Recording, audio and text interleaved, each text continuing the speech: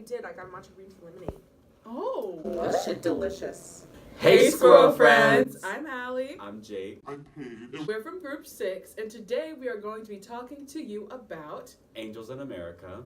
By Tony Kushner. So today we're going to be talking about story, playwright, production history. So, without further ado, let's get into the video.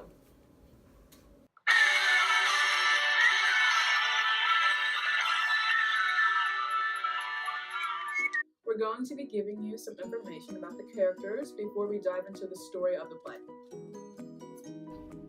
So, the first character we're going to be talking about is Joe Pitt. He is married to Harper. He's a Republican, a Mormon, and he is in constant denial of his sexuality. Next, we have Harper. She is married to Joe, Mormon. She's a drug addict, and she has Valium-induced hallucinations from pills. Next, we're going to be talking about Prior Walter. Prior has acquired HIV, he is a white Anglo-Saxon Protestant, and he identifies as a gay man. Next, we have Lewis Ironson. He is partners with Prior, he is Jewish, and he also identifies as a gay man. Now we have Belize. Belize is an African-American man and an ex-drag queen, which is where he met Prior, who is his ex-lover. Finally, we have Roy Cohn. He is a Jewish Republican man who works at a law firm and is homophobic.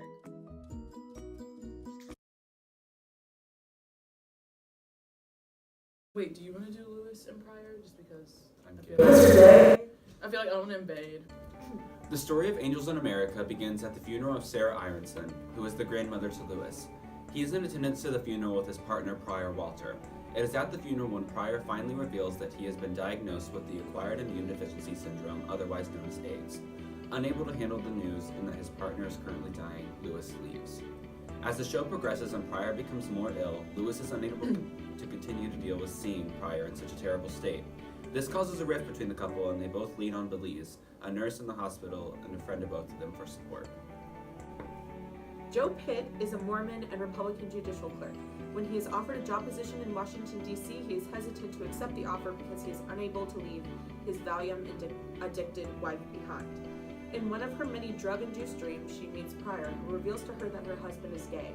When she sees Joe again, she asks him to tell her the truth about the information she had received.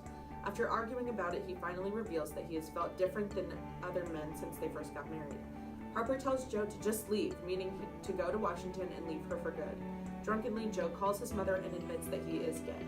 Okay, at the doctor's office, Roy Cohn, a lawyer in the Justice Department, finds out that he has AIDS. Not wanting to admit to being a gay man because he views homosexuality as weak, he then self-diagnoses himself with liver cancer. In his apartment, Prior is awakened in the middle of the night by two of his ancestors that tell him they have prepared the way for the unseen messenger. The sound of beating wings can be heard, and the angel then appears and tells Prior that the great work begins.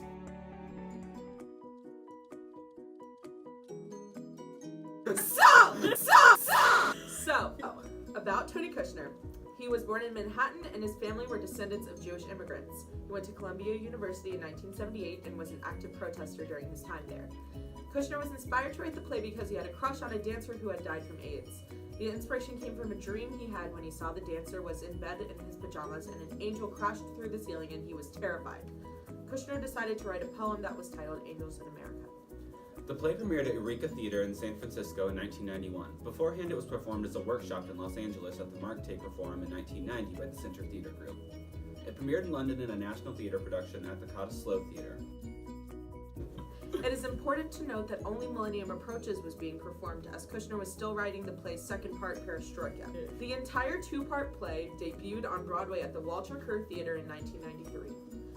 Millennium Approaches and Perestroika were awarded in 1993 and 1994 respectively, both the Tony Awards for Best Play and Drama Desk Awards for Outstanding Play. In February 2018, the 2017 Royal National Theatre production transferred to Broadway and won the 2018 Tony Award for Best Revival of a Play, as well as Best Actor and Best Featured Actor in a Play. The play was also adapted for film, opera, and music. In times of crisis, we see all these people come together. Kushner's characters find a community in this time of crisis, despite their different backgrounds, despite where they came from, who they are now, who they see themselves as, who other people see themselves as, and they come together in this time of crisis, in spite of this horrible disease that everyone is ignoring, and they find this community, and that's what makes this place so powerful. The interconnectedness of everything, and period. Hey y'all! Thanks for watching our video of our story, playwright, and production history. Thanks for tagging along on this journey with us over a really serious topic that's not often talked about. And now to our production pitch. Take it away, Group 6. Yes!